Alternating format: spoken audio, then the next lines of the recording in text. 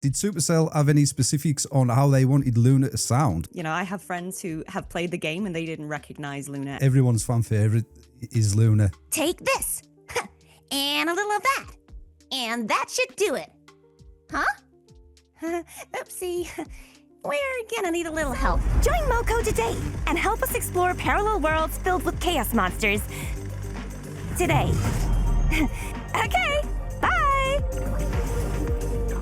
So everyone, I'm joined by the talented Amanda Rischel, who is actually the voice of Luna inside of Moco. So how are you doing today, Amanda? I'm doing well, thank you so much. And yeah, I am the voice of Luna, and as you probably have noticed, my own voice is quite different to Luna's. So that's a bit of a shocker for people. You know, I have friends who have played the game and they didn't recognize Luna as me, so I'm kind of proud of that.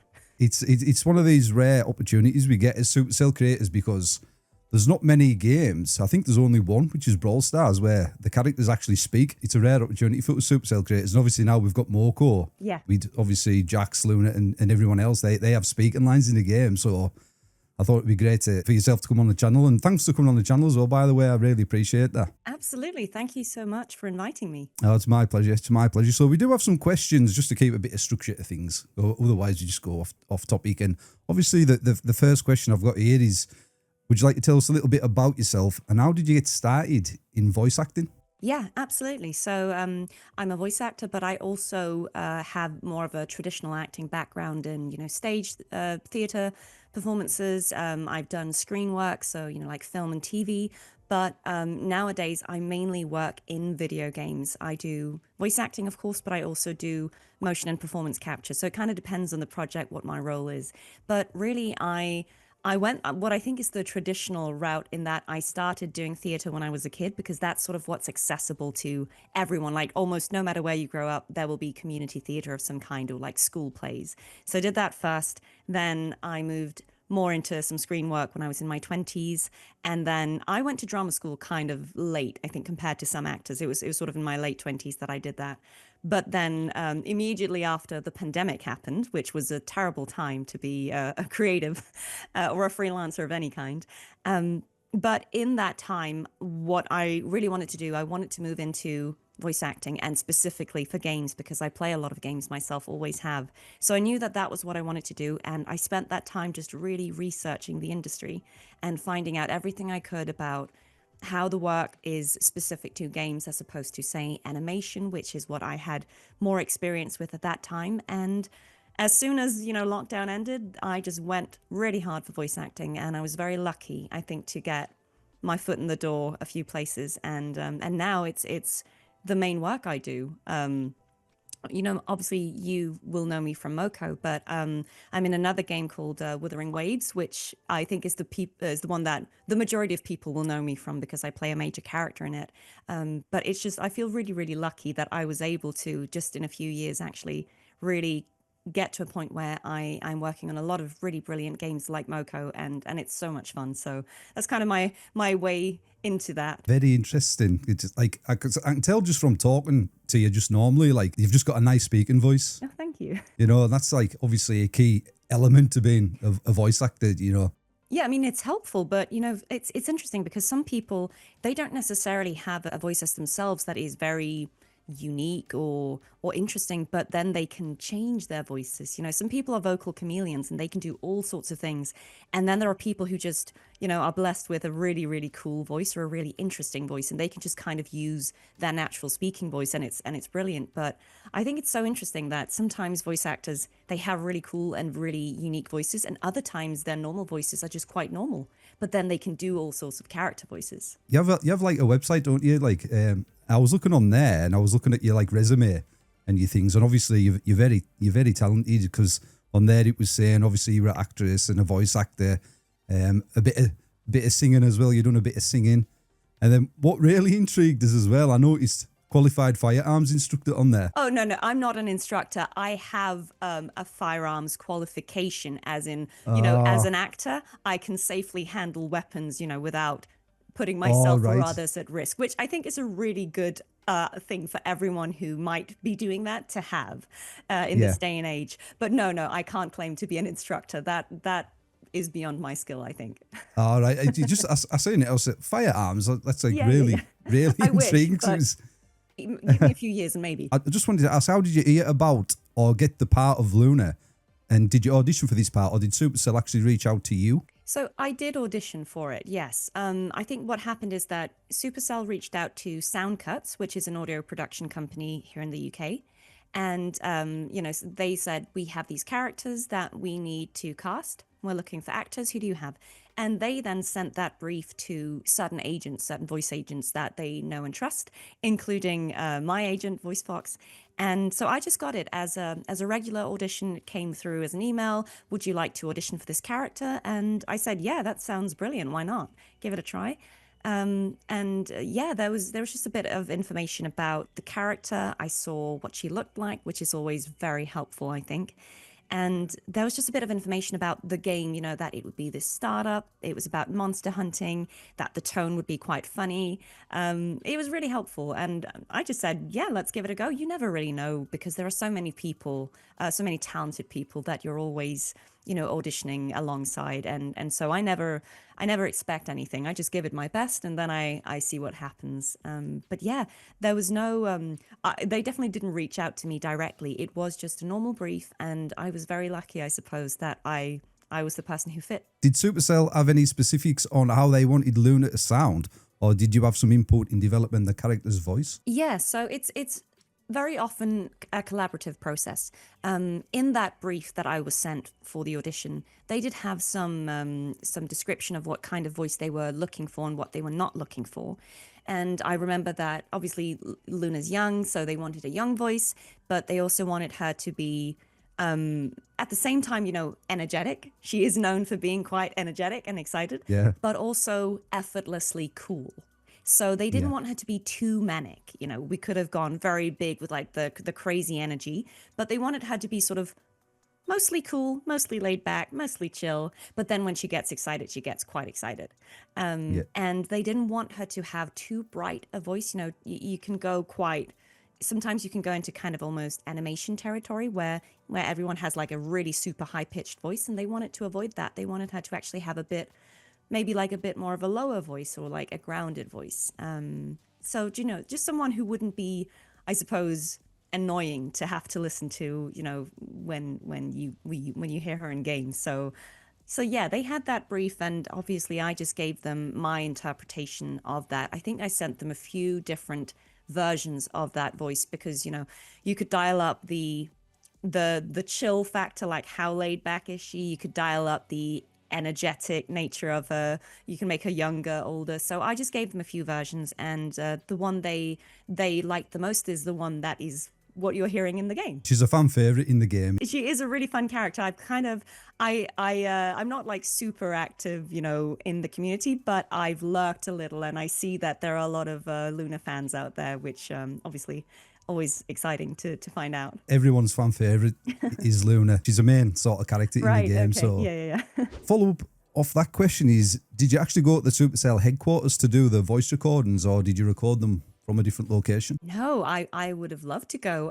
So I'm half Danish, so I have a Scandinavian background as well. I've never been to Finland, and I would love to go. So yeah, no, maybe one day, but I think in practice, because you have developers who are all over the world, usually you just record where the voice actor is. So in my case, we were recording in London because that's where I'm based. But no, it would have been really fun to go. And I mean, if there's ever an opportunity, Supercell, you just let me know. Well, fingers crossed, because usually when Supercell release a new game globally, they usually have a global launch party for that game, and that party is often at the Supercell headquarters. So Yeah, well, you never know. Could happen. yeah, you could get the invite, hopefully. I went myself last year. They launched a game called Squad Busters. I don't know if you've played it before. Yes, I'm aware of it. So I actually haven't played it, but I'm aware of it. It looks really good. Yeah, so they invited me there last year, and a bunch of other creators, to sort of launch the game globally. It's such a cool place, the Supercell headquarters. But hopefully you might get the call when they have a launch party. Yeah. Well, let's see. Anything can happen. Do you play Moco or any other Supercell games? Actually, and it's because I don't know if this is embarrassing to say, but my phone is like 7 years old, and at this point I can't even install like the mandatory updates on it. So like I'm in dire need of a new phone. So I actually don't have any like games or anything on my phone. It's like necessary, like urgent stuff only. But the games look so fun. I actually really kind of want to. Do you know, can you actually play them like on other things? Can you play them on PC or something? Or do you need to play them on the phone? Yeah, so at the moment it's just obviously mobile phone Yeah. or tablet. Okay.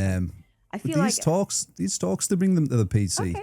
Well, I feel like I need a new phone like anyway. This one won't last very long, I think. So maybe when I get a new one, I'll get a chance to actually install it and play it because it looks really fun. And I like to try and play the games that I've worked on just to understand them a little better. Yeah. And Yeah. especially if it's an ongoing game like Moco, where, you know, there's a chance that I might come back and do more work on it. I want to try and understand both the gameplay as much as possible so I know how the lines will fit into that, but also just know the story and the relationships between the characters, because of course we get we get information in the sessions about all of that, but I think experiencing a game as the player does is always just the best way of understanding the tone of a game, the style of it. So Yeah. it's the kind of research I like doing when I have the opportunity. So yeah, that will be something I'll have to check out. Yeah, it must if you did play the game, and like obviously you've done like voice overs for other games and things, but it'll feel, I imagine it feels super weird to sort of play a game and a character that you voiced. Yeah, I actually don't feel that way, and I completely get why some people might. For me, I think because I normally do character voices. I normally don't use my own, like my completely own voice in games, and that means I feel like there's always a separation between myself and the character. I always hear the character voices and I never really think, oh, that's me. I just think that's the character. So I don't know, like maybe I just have a distance between myself and the character, but I never really think of it as my voice. I think of it as the character's voice. So All it's right. not as jarring to me as I could imagine it could be to others. I know I'm not a voice actor, but I sort of feel like that in a way when I'm walking through my house and one of my kids is watching my YouTube videos and I can hear Right. myself in the background. But I I'm think thinking it's weird. that's really normal, actually. I think everyone finds listening to a recording of their own voice a little bit unnerving. And I think it's to do with the fact that the way we hear our voice when we speak is not the way it sounds when it's recorded. There's something about the way the frequencies resonate inside our skulls when we are speaking. That means we hear our voices differently than how other people hear them. So there's a bit of disconnect when you start hearing your voice recorded. You go, ooh, is that what it sounds like? It's kind of like Yeah. if you see yourself like on camera, but it's like unmirrored. And so you look Yeah. slightly different to how you're used to seeing yourself. It's just weird in the beginning. But I think after a certain point, you know, if you're working in voice, hopefully you get over that point and you start to be able to just look at it objectively, or rather listen to it objectively. And that makes it a lot easier to just go like, did that work? Did it not work? Rather than just thinking, oh, my voice, that's unpleasant. So yeah, but I think like normal people, as I say, like people who aren't necessarily doing this all the time, I understand why you would find that slightly strange. I find it strange too, but mostly like if I listened back to this interview, I would probably go, ooh, don't Yeah. know about that. But I think as the characters, I never really think about it because it's the character's voice. That's a good setup for the next question, because Yeah. I was going to ask what you think of my accent. Do you think I'd make a good voice actor with my accent? Do you know, I don't think that there's like, it's actually as a bilingual person, one of my like big opinions is that I think we can have even more diversity in accents in games, because I think it's gotten a lot better. It's not just like everyone is RP now. Like there's still obviously a lot of that, but I think there's becoming more of an appetite for regional accents. I certainly see a lot more briefs where they are looking for specific regional accents, and I think that's really nice. But I think the next step that I would love to see is, I think, challenging the stereotypes of what certain regional accents, you know, signify, because we see trends where it's like, oh, we've got an orc character, well, they have to have a Cockney accent for some reason, right? Or, you know, we've got a politician, well, they have to be RP. And I think it would be really fun, you know, to see more variation in that. You know, the villain Yeah. doesn't have to sound like this. The hero doesn't have to sound like that. A smart character doesn't have to sound like this. I would love that to be challenged more. And I would also like to see more mixed accents. And by that, I just mean we still see it's Cockney, it's Scottish, it's American, but we rarely see it's Polish, Hungarian. And I think because we have so many games that are in these fantasy or sci-fi or futuristic settings where it's plausible that characters could have several backgrounds, or maybe their parents are from different places or they lived in different places. I think Yeah. it'd be really exciting to see that. So I absolutely think, why shouldn't you be a voice actor if you wanted to? Yeah, I think all voices are needed, and I think you have quite a pleasant voice. So Oh, really? why not? Yeah, go for it. I'll take that as a win. Everyone. Luna thinks I've got an I awesome think so, voice, yeah. a pleasant voice. 100%, go for it. Because it's the number one comment. I'll wake up every day and I'll like check my YouTube stats, and like I've always got a comment saying, I can't understand this guy. Where's this guy from? I've got like one of them accents that people just can't pinpoint. This is why we need more diversity, like represented in accents, because it's just because people's ears haven't been trained, I think, for Yeah. like certain accents, and maybe northern accents are like a bit unclear to people who aren't used to hearing them because they're used to hearing southern accents, they're used to hearing RP, and so that is more accessible to them. But I think if you just hear more, like when you have enough reference of any accent, then it becomes really clear to you. You just need to know, oh, okay, that's what this thing that I'm used to hearing in a different way sounds like in another accent. So yeah, but I can imagine that there's I think there's a lot of accents that people probably can't place. Like when I use my Danish one, everyone's very confused. It was even get to the point I was thinking about taking like elocution lessons, because where I'm from, we have a lot of slang words for things. So, and that creeps into my YouTube videos sometimes, Eve. But now I'm curious, where are you from? I don't want to like guess at you. I'm from Cumbria, the northwest of England. This is great. I mean, I think northern accents are really, really beautiful. So I think it's I personally, I would be very sad if you changed it, unless you really wanted to. But I think you've got a lovely voice and a lovely accent. And I think it's nice that we don't all sound the same. How boring would that be? On the other side of the coin, there's a lot of people that do like my accent, and they're really fond of it. And I guess in a way it makes me kind of unique, because I think on YouTube, you watch a video and you sort of expect them to sound American in a way, because you know what I mean? Yeah. I guess there's a lot of American content creators, aren't there? Let's celebrate the things about us that are unique, that are true to our background and lived experience. So, I mean, I'm a fan of the accent. I guess it kind of does make me a bit unique. What is your favourite part of voicing Luna? Like we said before, there isn't many voice lines in-game for Luna. Which one was your favourite to record, if you do have one? My favourite part of voicing Luna is that both as a character and just vocally, she is different to myself. So she's younger than me, she is cooler than me, she is, pretty much the inverse of me. But I think that's a really fun challenge as an actor. And it's also funny that, her voice is quite different to mine. So she has an American accent, she has, a brighter voice than mine. Like I have sort of a deep-ish voice for a woman. And it's just fun to do something that is, it just feels like very different. It's not just like my own voice, but modified. It's an actual character voice. It's a completely different thing. And it's so playful. What I really like about Moco is that it is so funny. Even just in the, like the promotion, the sort of little trailers that we do for it, I think there's such, they're so humorous. There's so many like silly moments. Yeah. And I really appreciate that because, a lot of games are very serious, and I'm not at all opposed to that. I love a good, serious, epic story, but I also think it's really nice to have something funny because, life is serious and life can get quite heavy. Yeah. And it's nice to have a game that is just really fun to play and it's really fun to work on. So that's the best thing of it, 100%. In terms of favorite lines, I know that the feline invasion is sort of happening. And there was a point where we were just sort of recording some reaction lines for Luna in game for, when these felines may spawn. And she has all sorts of reactions. And there were a few lines that were written out, you know, as the script, but we kind of thought, oh, we need a few more. So I actually had the opportunity to just improvise a bunch. And that's awesome. they weren't necessarily all great. I don't know which ones will have made them into the game, but I remember just kind of getting in the zone of just saying cat-related surprised statements.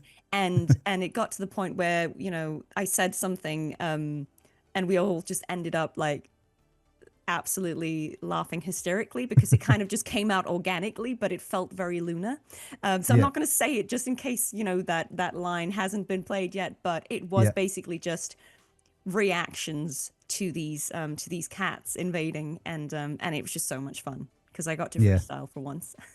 I think my favourite one is off the last promotional video. You were saying they were quite funny and things, and it's because they use sort of like AI images on the last promotional video they done, and obviously it's like Luna's got quite a long dialogue on that video. Yes.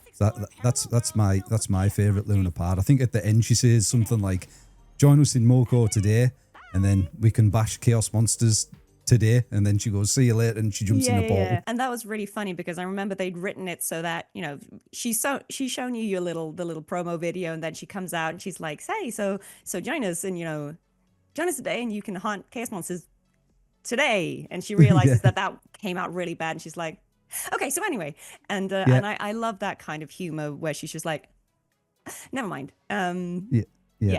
So I see. Yeah, that was really fun to record that whole video. Actually, I really enjoyed that. Yeah, because it's more like, for now, because it is still a new game, but it's more like the promotional videos where Luna gets like a longer snippet of voice lines. I think. Yeah, because like in game a lot, it's sort of just like one liner things as well, isn't it? It makes sense. Like I think certain gameplay lends itself to more dialogue. And this is obviously a very fast-paced game, and you obviously have to hunt the monsters. And so it's not necessarily, I think it would slow the pace down if there was too much dialogue maybe in the midst of all that. So I can totally see how it makes sense to have it more sort of at the start or the end, or, you know, at appropriate times, but not have it be too talky. So you can actually focus on the objectives. I was saying before, they had like chapter 1, I can't really remember from chapter 1 now, even though it was only a few months ago. But coming into chapter 2, it's like they focused a lot on the story and improving the storyline of Moco. So chapter 3, we might see more of that going forward, and hopefully get more Luna voices in the game in chapter 3. I would be so up for that. I think it makes sense, you know, when you launch a new game, you have to kind of spend a little bit of time just introducing the world and the characters and the setting. What are we here to do? And it seems like it did a really good job of, you know, getting that point across, like, we are monster hunters. This is a startup. You can join us. We go through portals. This is what we're doing. And then it makes sense that once players have had time to familiarize themselves with all of that, then you can go more into the story and the lore of this world and the characters. So, I mean, as you said, it's a new game. There's still, you know, loads of time for it to go in all sorts of exciting directions. And just everything that I've seen from chapter 2 seems like they're really adding to the story and adding these new characters that have, you know, maybe past history with certain characters. And I think that's really interesting. So I'm excited to see where it's going to go. They launched the game. They launched this game in kind of a weird way, because you couldn't just go on the App Store and download it. You had to have codes that myself as a creator I was giving out to people. But now they've fully sort of launched the game, so you don't need these codes. But they haven't spent any promotion money to promote the game yet. I mean, that would be amazing, wouldn't it? I think it's such a fun idea. So, I mean, honestly, I would love to see it grow and you know, become as big as some of their other games, because I know they have some massive games, obviously. Yeah. And it would just be really exciting to see where this could go. I mean, I really like Luna. I really like this game, and I would be up for anything that Supercell wants to do. So let's just see where it goes. I was going to ask, can we get a few lines as Luna just for the end of the interview? Absolutely. As you said, there aren't too many lines, but I've kind of gone back and thought about both some of the lines that I actually had as audition lines, but also some of the lines that are in the trailers, both the opening trailer of the game and the one that just came out that you were referring to. So, you know, here's a wild go at it. Let's see if we can recreate the magic. Hey, I'm Luna. If it's weird, wild, or a bad idea, I'm probably already doing it. Take this, and a little of that, and that should do it. Huh? Oopsie, we're gonna need a little help. The world has changed, and so have you. You're looking for a career that makes a difference. We have everything you need, and a couple of things you don't need. So, if you're looking for a career that bashes monsters through the portals that they came through, you're gonna love it. That's so good. It's so cool. So yeah, it's a fun voice, isn't it? Your voice just changes so much. It's like a different person. I just had a lot of fun trying to give it my best in the audition, and I was just so happy to get to do a character like that because again, I think historically the kind of characters I get to do, they're more serious and they talk like this because they're British, and so to get to do this fun, young, wacky character, like it was just so much fun, and I really like doing lines as Luna because the way she talks, like you say, she has this really interesting way of speaking where sometimes she gets ahead of herself and then she realizes that doesn't make any sense. But then she just kind of rolls with it. And I think that's just, it's so much fun the way she's like, never mind, and she just kind of moves on. It's so cool because I've never seen, like, obviously a voice actor like that, like, in person. Yeah. Like, switching from the normal speaking voice to the character's voice. It's just so cool. Just, I think, something you kind of get used to, obviously, that you just kind of drop into it. And obviously, before a session, I would listen back to some of the previous, if it had been a while, maybe you'd done all sorts of other voices in between. I try and listen back and go like, okay. And you always have reference, they'll always be able to play you something from the previous session, whenever that was. So you can hear and you're like, oh, yeah. Because sometimes, you can forget, people who are really busy, who are doing, 10 games at the same time, you can imagine they might be like, oh, what specifically, how young or how bright was the voice or something. Like, it's always just really helpful. We kind of start sessions in most games by doing voice matching, which is they will play you back some of your previous lines and you kind of just copy it, you repeat it back. So you find the right placement again. Yeah, you get in the zone. But I think that's really fun. I think part of what's so fun about voice acting is finding out what kind of voices you can do. And that's different to every voice actor. As we said, some people, they just have a voice that is naturally really interesting and they can just kind of stay there. But for people who are doing more character voices, I guess the challenge is always to find out, well, how young can I go? How old can I go? What accents can I do? How can I change my voice? Like, so for me to go to Luna, I have to be younger, I have to be brighter, the accent changes, the quality. So she has a little bit of raspiness to it because we don't want her to be too clear and, she's Luna, she's calm, she's laid back. So she's got a bit of a, it's not like vocal fry, but, she's got a bit of something. And it just makes her sound interesting and different. So that's something that is different to my voice, but that's also why if I hear it back, I don't necessarily think, ooh, that's my voice because it doesn't sound like me. The person, it sounds like the character. Thanks so much for your time. Like I say, I didn't want to take too much really of your time. And thanks so much. Anytime. It's like I said before, there's not many speaking characters inside Supercell games, so hopefully you guys enjoyed this video. And if you did, remember to drop a like. Thanks so much. Thank you, Amanda. Thank you. Yeah, we'll catch you hunters in the next video.